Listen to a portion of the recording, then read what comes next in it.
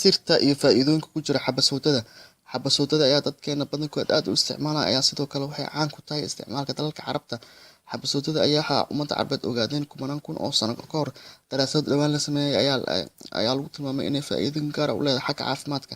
Xabasowdada ayaa iyaduna ku abtirsata qoysaska midhaha loo yaqaan anise ayaa waxay ka baxdaa deegaanada ku tirsan badda Mediterranean-ka, waxaana kale oo loo yaqaanaa xabasowdo ama qamuunta madow. Daraasadaha badankood ayaa waxay tilmaamayaan in xabasowdada ay leedahay faa'iidooyin suurtagal ah ay ka mid yihiin hoos u dhigida laxawga ama xanuunka.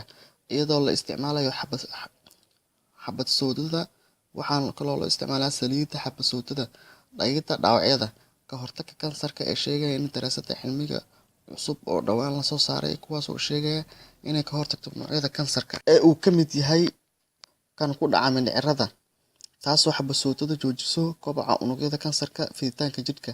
Xabasowdada ayaa waxay hoos u dhigtaa cudurrada macaanka gaar ahaan nooca labaad.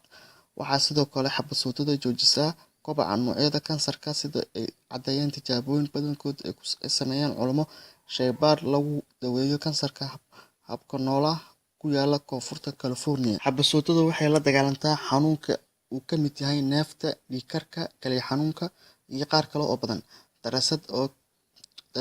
Daraasaddan ayaa ku talisay in la isticmaalo xoogaa xabasowdo ah iyada oo qofka uu shiidayo ama iyada oo xabuub ah ku darsanayo cuntada, iyadoo ay dhici karto in la shiiday ama la ridqay inuu qofku ku darsan karo biyaha sidaasna ku cabo.